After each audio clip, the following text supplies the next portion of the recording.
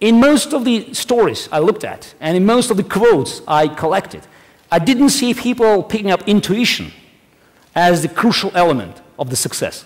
While in my profession in chess, intuition is virtually everything.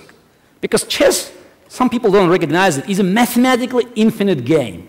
The number of moves in the game of chess, all the moves, contains 120 zeros, which is more than number of seconds since the moment Big Bang created universe.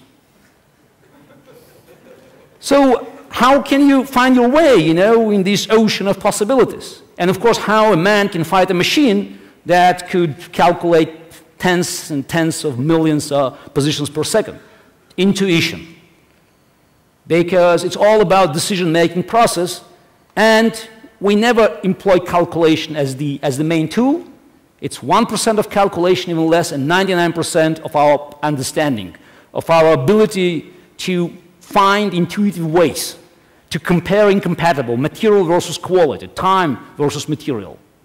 So intuition plays a key role. And we have to trust our intuition, our instincts. Because in life also, we have many opportunities where we cannot foresee all the consequences. And there's only one choice, is just to trust your gut. So it's very important, and I also come back to chess, to learn how to recognize your own strengths and weaknesses. This is, in fact, the vital part of preparation for a big match and for anything in life. We always try to study our opponents. We always try to study the battlefield. We always try to study all the circumstances surrounding our venture or endeavor. But very often we forget to study ourselves. And this is very important because any choice of a ground for a battle or type of strategy we want to employ depends on our recognition of our strengths and weaknesses. And this is a process of constant reevaluation because life is changing very fast. And our opponents, looking at our success, studying it, and trying to be smart and outsmart us eventually. And we can look at the history and just to find a number of situations where the inability to recognize strengths and weaknesses led to an eventual disaster. So this last December marked the 100th anniversary of Wright brothers' famous flights at Kitty Hawk.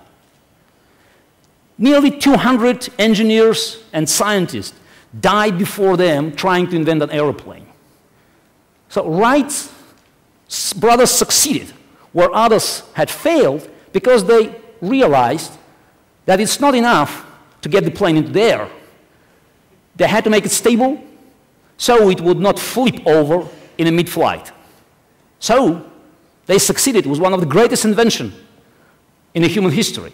But they didn't believe it was good for business. They didn't believe the plane was good for hauling cargo or transporting people long distances. They laughed of the possibility that the plane would ever cross the Atlantic. And in fact, this pessimism was shared by an American scientific community. In 1910, American Scientific Magazine wrote, to affirm that the plane could revolutionize the world, the future, is to be guilty of the wildest exaggeration. 1910. The result that by the end of the World War I, 1918, America, with blossoming economy and with the largest automobile production in the world, was the last country among those who had aircraft industry. And of course, it changed with a career engineer with reasonable entrepreneurial instincts entering the business. His name was William Boeing.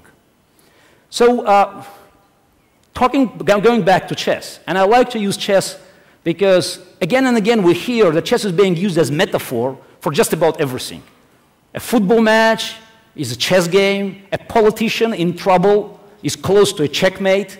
Chess is, and its symbols frequently used in advertising, billboards, and even people that do not have a personal knowledge of this royal game, they instinctively recognize chess as a unique game for complexity and strategy.